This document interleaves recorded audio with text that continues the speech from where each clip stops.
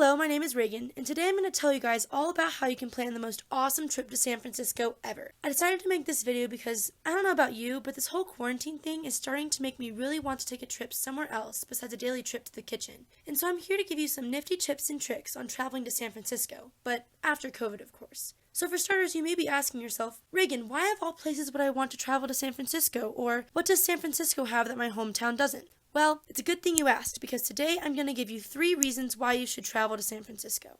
The first reason you should travel to San Francisco is its diversity. Although most urban areas are fairly diverse when it comes to the people that live there, San Francisco tops the cake with its diversity and acceptance of all types of people. One of the reasons that San Francisco is so diverse is due to the many different neighborhoods in the city. One of San Francisco's most infamous diverse neighborhoods is their Chinatown. For many years, Chinatown in San Francisco was the largest population of Chinese people outside of China, and they thrive in a very culturally diverse area that is one of the main spots of tourism in San Francisco. There are also many other neighborhoods of similar diversity, such as North Beach, often known as Little Italy, and Tenderloin, also known as Little Saigon, with a large population of Vietnamese and Southeast Asians.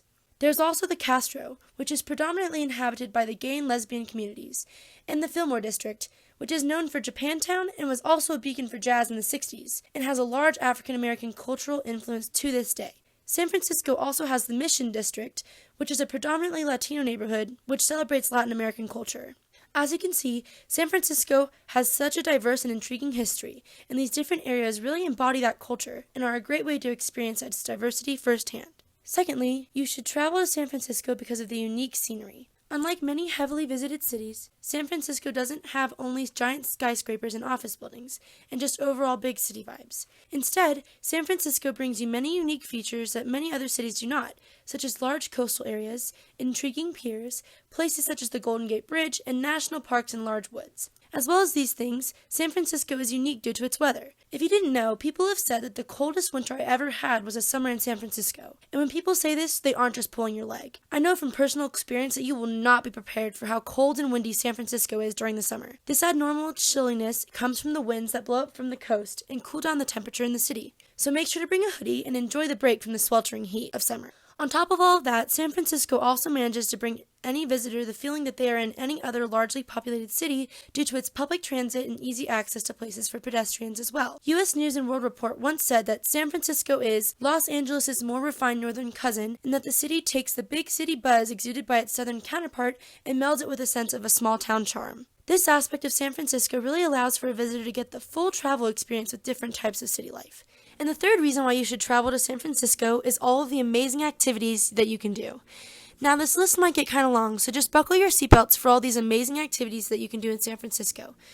You can go on a double-decker bus around the city, see the Golden Gate Bridge, go to the San Francisco Art Institute, Pier 39, or Fisherman's Wharf.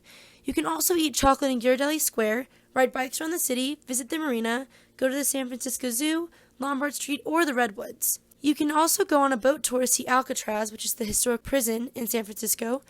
You can visit the Muir Woods National Park, go to the San Francisco History Museums, eat delicious sourdough bread, or go to the Symphony.